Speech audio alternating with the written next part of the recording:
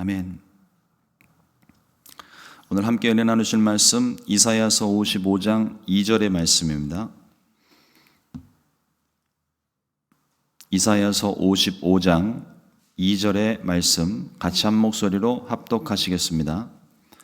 너희가 어찌하여 양식이 아닌 것을 위하여 은을 달아주며 배부르게 하지 못할 것을 위하여 수고하느냐.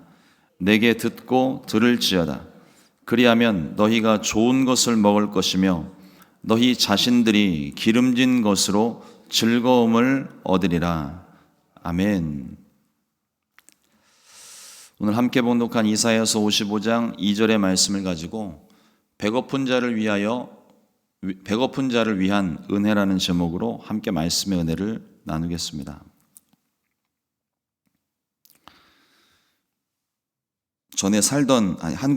한국에 있었던 일입니다. 전에 살던 곳이 시장이 가깝고 또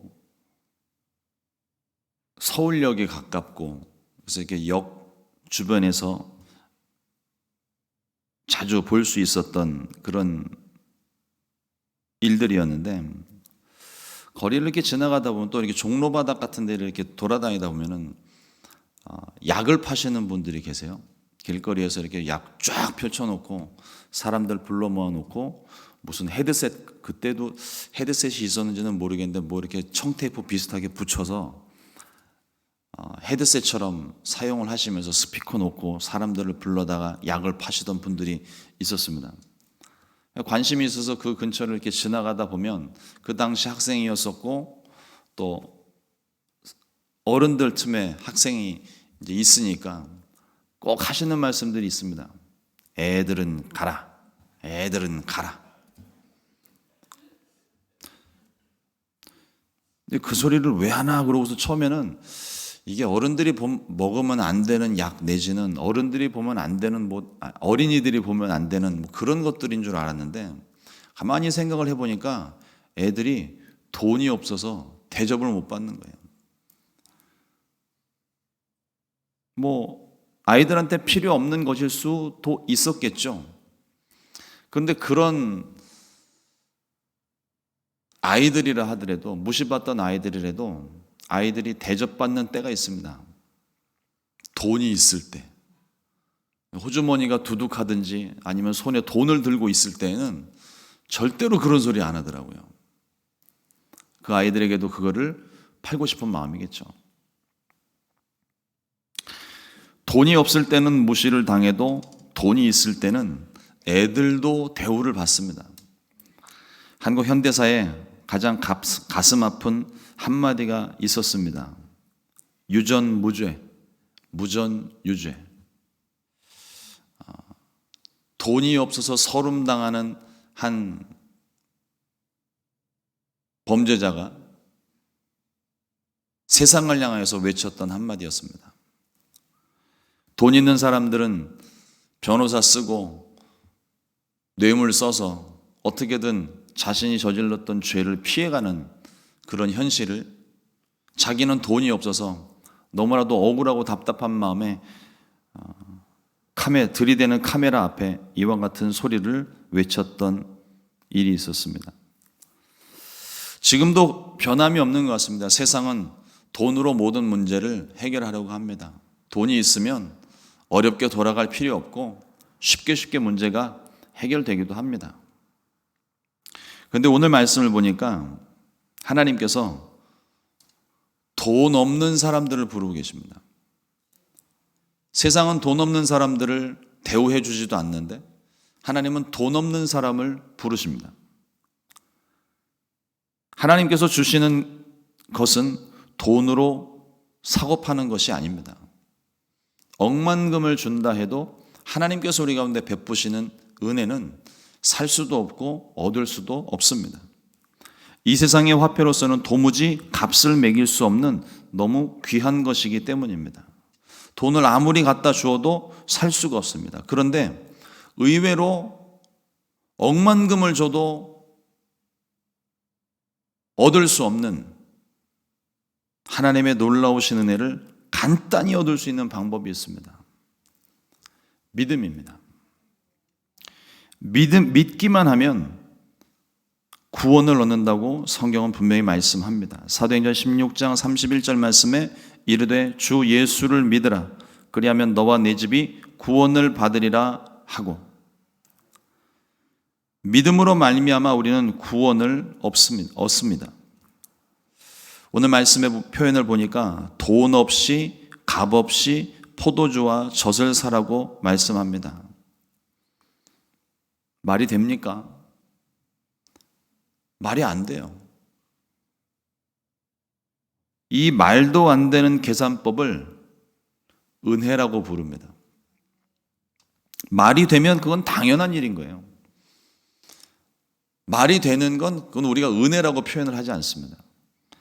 그런데 말이 안 되기 때문에 그게 은혜라는 거예요.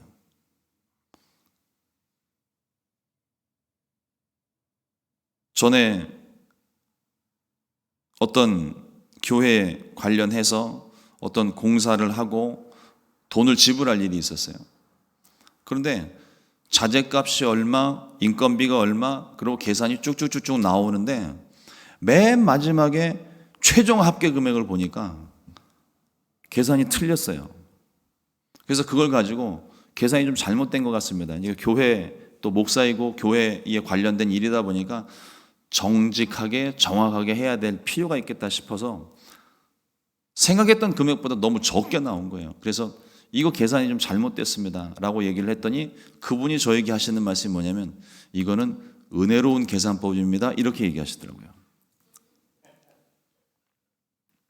그때 제가 깨달은 거예요. 아, 말이 안 되는 게 은혜구나.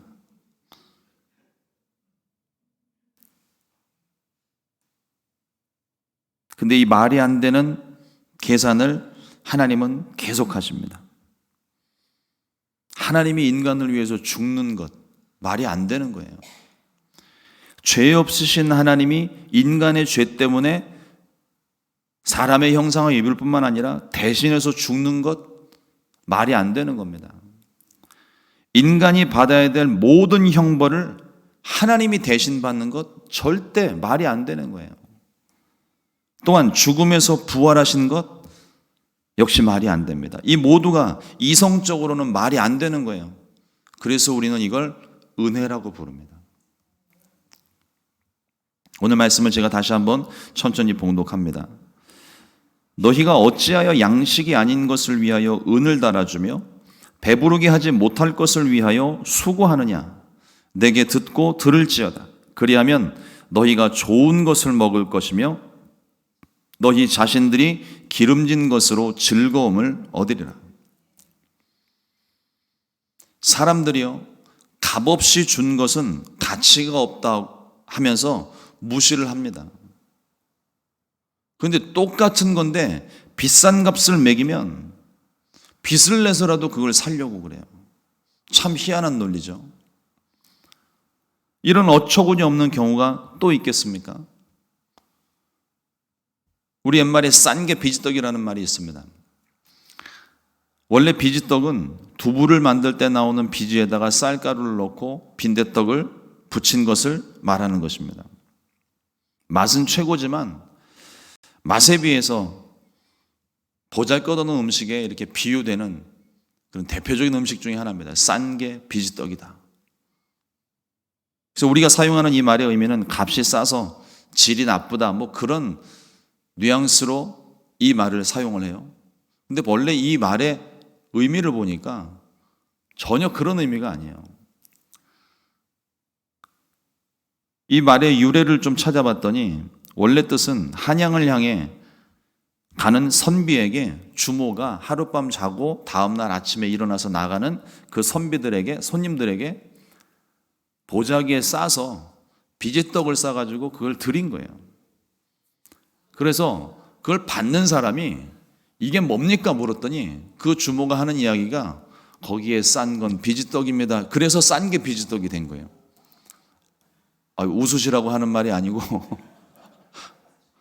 원래가 그렇습니다. 원래가. 전혀 엉뚱한 의미이기는 하지만 주모의 마음과 정성은 값으로 표현할 수 없고 그 사랑을 살 수 없는 겁니다. 영적인 일에 이런 어처구니 없는 일들이 종종 일어납니다. 하나님께서 우리에게 값없이 주신 가치를 매길 수 없어서 거저 줄 수밖에 없었던 그 은혜를 우리에게 아낌없이 주셨습니다. 그런데 우리는 그 은혜를 너무 귀한 은혜인데 이걸 값없이 받아서 그런 걸까요? 받을 때는 한없이 좋은데 어느 순간에 보면 그 값없이 받은 은혜를 가치 없게 생각을 하는 것 같아요. 하찮은 것이 아닌 줄 알면서도 하찮은 것처럼 소홀히 대하는 그런 경향들이 종종 보입니다. 주님께서 우리에게 주신 생명은, 그 은혜는, 그 사랑은 이 세상 무엇과도 비교할 수 없는 귀하고 바꿀 수 없는 귀하고 값진 것들입니다. 그런데 주님의 은혜와 사랑은 뒤로 한 채 내 입맛에 맞는 우상을 찾고 우상을 만들어서 세상의 쾌락을 찾아 헛된 것을 구하는 우리들의 모습이 있습니다. 양식이 아닌 것을 위해 은을 지불하고 배부르지 못하게 할 것을 위해서 땀을 흘리는 것. 오늘 말씀이 그것에 대하여서 지적을 하는 거예요. 하나님께서 분명히 은혜를 베푸셨는데 그 은혜는 뒤로 한 채 나의 욕심을 따라, 내 꿈을 따라 은혜와는 상관없이 내가 필요하다고 생각을 하는 건 돈을 주고서라도 지불을 하면서 하나님의 일을 위해서는 아무것도 행하지 않는, 어떤 것도 바치려 하지 않는 그와 같은 모습에 대해서 분명히 말씀하고 있습니다. 주님은 이토록 미련하고 연약한 우리를 위해서 간절한 마음으로 말씀을 하십니다. 내게 듣고 들을지어다. 그리하면 너희가 좋은 것을 먹을 것이며 너희 자신들이 기름진 것으로 즐거움을 얻으리라.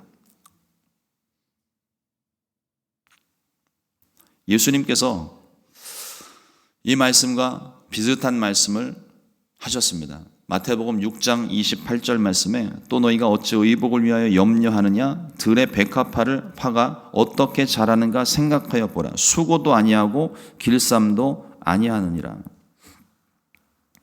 우리가 이 말씀을 들으면서 우리가 스스로 생각을 할 때 어떤 생각을 하냐면 아무것도 하지 않아도 된다는 생각을 합니다.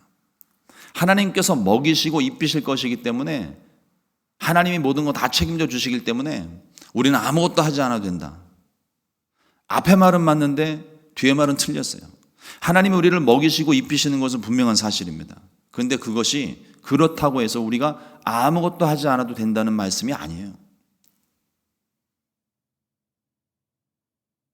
말씀을 묵상하면서 또 제가 말이 안 되는 묵상을 시작을 했습니다.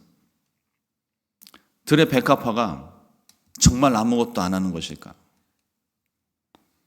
우리 눈으로 보기에 백합화가 또 들꽃들이 아무것도 하지 않는 것처럼 보일지 모르겠지만 하다못해 여러분들이 집안에서 키우는 화초만 하더라도요, 어제 본 모습이나 오늘 본 모습이나 먼지가 쌓여있는 것 외에는 달라진 게 하나도 없는 것처럼 보여요. 그래서 막 자식 다루듯이 난 같은 경우는 이 줄기부터 해서 먼지를 싹 닦아내고 난 다음에 광이 나기 시작하면 아유 이쁘다 그러면서 이야기하잖아요. 아무것도 안 하고 있는 것 같아요, 화초들은. 그런데 그 생명의 체계들을 보게 되면 얘네들 아무도 안 하는 것 같지만 끊임없이 물을 찾아서 뿌리를 뻗어갑니다. 광합성을 하기 위해서, 영양분을 얻기 위해서 끊임없이 해를 향하여서 자신의 몸을 돌리고 있고요. 저 어렸을 때 그때 과목이 자연시간이라고 그때 있었는데 그 자연시간에 했던 실험 중에 가장 신기한 실험 중에 하나가 뭐냐면 해바라기를 화분에 놓고 그것을 창문가에 놓으면은요, 아침에 있었던 해바라기의 방향과 저녁에 바라보는 해바라기의 방향이 달라요. 해를 향해서 움직이는 겁니다. 근데 우리 눈으로는 그게 확인이 안 돼요. 안 보고 있다가 아침에 보고 저녁에 보면 방향이 바뀌어져 있는 걸 확인합니다. 들의 백합화라고 해서 아무것도 하지 않는 게 아니에요. 얘네들은 살기 위해서 목숨 걸고 움직입니다. 끊임없이 그 생명과 관련된 일들을 합니다. 그러나 이 백합화가 아무리 노력해도 할 수 없는 것들이 있어요. 하늘에서 비가 내리는 것과 땅의 영양분이 공급되는 것과 적절한 태양빛과 알맞은 습도며 벌레들의 습격 등 백합화가 손쓸 수 없는 일들이 많습니다. 우리에게 주신 것들을 가지고 우리는 최선을 다해야 됩니다. 그저 설렁설렁 하는 것이 아닙니다. 정말 최선을 다해야 돼요. 그러고도 부족함이 있을 때, 모자람이 있을 때, 내가 해결할 수 없는 일들이 있을 때, 그때 하나님의 도우심이 필요한 거예요. 그게 은혜인 겁니다. 우리가 아무 일도 하지 않는 게 아니에요. 오늘 우리가 해야 될 일이 있고 내가 그것을 해야만 하는 일들이 있습니다. 그것을 우리가 뒤로 미루고 이것도 하나님이 다 알아서 해주시겠지, 천만의 말씀입니다. 우리가 해야 될 일은 우리가 하는 거예요.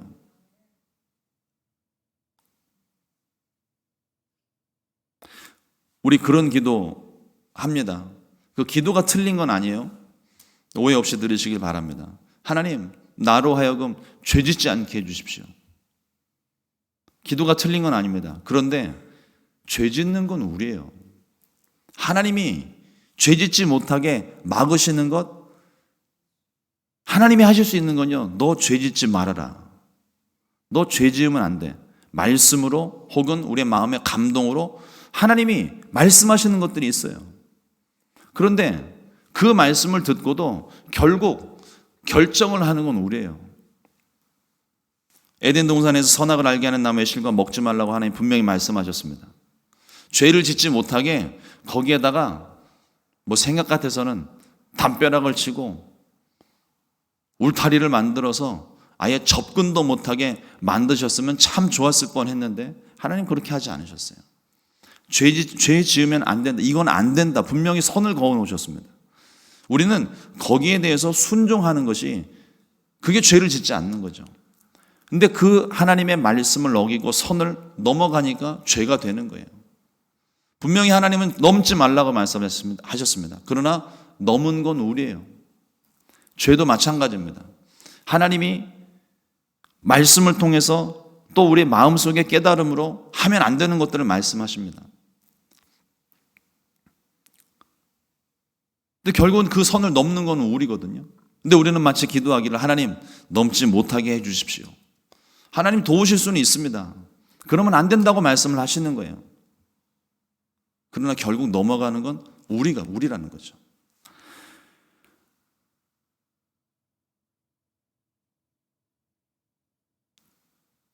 내가 할 수 있는 일을 혼자 해치워버리는 것, 하나님께서 원치 않으십니다.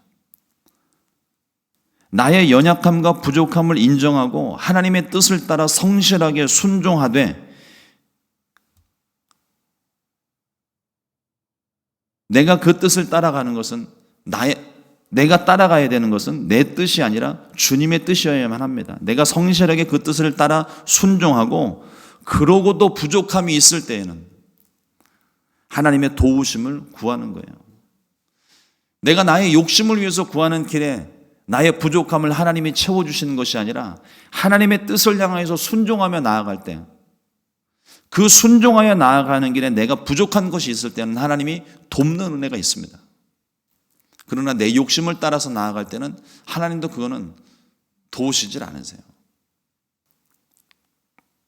어제도 우리가 말씀을 나눴지만 내 안에 공허함과 목마름은 내가 노력을 한다고 해서 이게 해결되는 문제는 아닙니다. 오히려 내 방식대로 공허함과 목마름을 해결하려고 하면 할수록 공허함은 점점 더 커집니다. 목마름은 점점 더 심해집니다. 인생의 공허함은 오직 주님만이 채우실 수 있습니다. 주님이 행하시는 부분이 있고 우리가 해야 될 부분이 있는 거예요. 주님의 말씀을 듣고 마음에 새길 때 비로소 우리 가운데 공허함이 사라집니다. 이것이 가장 정확하게 드러난 사건이 광야의 만나 사건입니다. 신명기 8장 3절 말씀에 이렇게 말씀합니다. 너를 낮추시며 너를 줄이게 하시며 또 너로 알지 못하며 내 조상들도 알지 못하던 만나를 내게 먹이신 것은 사람이 떡으로만 사는 것이 아니요 야훼의 입에서 나오는 모든 말씀으로 사는 줄을 내가 알게 하려 하심이니라. 예수님 믿으면 광야에서도 떡을 먹을 수 있고 물을 마실 수 있습니다. 자다 일어나면 떡도 생기고 물고기도 생기고 하나님께서 베푸시는 것들이 있어요. 그런데 그 은혜를 베푸시는 이유는 우리를 단순히 먹이시기 위한 것이 아니라 말씀에 순종하는 것, 그것을 가르치시기 위함이라는 거예요. 말씀에 순종할 때 하나님께서 우리 가운데 베푸시는 그 은혜를 경험하게 하시는 겁니다. 예수님께서도 마귀의 시험을 당하실 때 이 말씀을 그대로 인용하셨습니다. 마태복음 4장 4절 말씀에 예수께서 대답하여 이르시되 기록되었을 때 사람이 떡으로만 살 것이 아니요 하나님의 입으로부터 나오는 모든 말씀으로 살 것이라 하였느니라 하시니, 이 말씀이 음식은 먹지 말고 오직 말씀만 먹고 살라는 말씀이 아닌 건 누구나 다 아는 얘기죠. 주의 말씀에 순종할 때 비로소 우리 안에 공허함이 사라지고 말씀으로 살아나고 기쁨으로 충만해지는 은혜가 있음을 우리 가운데 말씀하고 계신 것입니다. 사랑하는 성도 여러분, 값없이 주신 은혜라고 해서 가치가 없는 게 아닙니다. 우리가 너무 쉽게 무시할 수 있는 그런 은혜가 아니라는 거예요. 오히려 가치를 매길 수 없기 때문에 이것이 값진 은혜가 되는 겁니다. 갚을 수 없는 은혜입니다. 갚을 수 없다면 값지게 살아야 돼요. 값지게 그리고 가치 있게 살라고 우리 가운데 허락해 주신 것이기 때문입니다. 그러면 허망한 인생 되지 않도록 값진 인생을 사는 것이 은혜에 보답하는 길이라고 생각을 합니다. 올해를 보니까 2024년을 보니까 값진 년이래요. 뭐 청령 어쩌고 저쩌고는 별로 중요하지가 않고 값진 년에 제가 받고 싶은 것은 값진 은혜입니다. 우리 그리스도인들은, 세상 사람들은 값진 년을 살겠지만 우리는 값진 은혜, 값진 인생을 살아야 할 줄로 믿습니다. 하나님은 언제나 우리의 필요를 채우시는 하나님이십니다. 부족함이 없게 하시는 하나님이십니다. 약속의 말씀을 우리 가운데 주십니다. 그 약속하신 은혜를 받는 방법은 주의 말씀에 순종하는 삶입니다. 무엇보다 중요한 것이 순종하는 거예요. 때로는 우리 생각에 이해 안 되는 것, 말이 안 되는 것, 순종하라고 말씀하실 때가 있어요. 근데 여러분, 앞서 제가 처음에 뭐라고 말씀드렸습니까? 말이 안 되는 걸 되게 하시는 게 은혜라는 겁니다. 올 한 해 저와 여러분들의 삶 가운데 그런 은혜가 있기를 바랍니다. 도무지 이해되지 않고 도무지 내가 손쓸 수 없는 그런 어려운 상황 가운데에서 하나님의 돕는 은혜가 우리 가운데 반드시 있습니다. 세상 사람들은 이게 도저히 안 될 거라고 말하지만 그러나 하나님이 하시면 됩니다. 우린 그런 하나님을 믿고 있는 거예요. 그런데 그것이 내 욕심, 나의 유익을 위해서, 내 것을 채우기 위해서 그렇게 도우시는 것이 아니라 하나님 뜻에 순종할 때, 하나님 뜻을 따라 믿음으로 나아갈 때 하나님께서 그 가운데 돕는 은혜를 주십니다. 광야의 만나를 기억해 보십시오. 한 오멜을 거두라고 하시면 한 오멜만 거두면 되는 겁니다. 땀 흘리면서 두 오멜을 거둘 이유가 없어요. 그건 시간 낭비입니다. 어차피 거두어도 못 먹는 거예요. 두 오멜을 안식일을 위해서 두 오멜을 거두라고 하시면 두 오멜을 거두면 되는 거예요. 시간이 없다고 한 오멜을 거두면 하루는 굶어야 되는 거예요. 욕심을 부린다고 내 것이 되는 것 아니고 귀찮다고 무시하면 얻을 수 있는 것도 얻을 수 없습니다. 이러므로 오늘 하루 그리고 올 한 해 우리의 필요를 채우시고 먹이시고 입히시는 하나님의 은혜가 저와 여러분들의 삶 가운데 가장 확실하고 가장 분명하게 임하시게 되기를 우리 주님의 이름으로 축원합니다. 기도하겠습니다.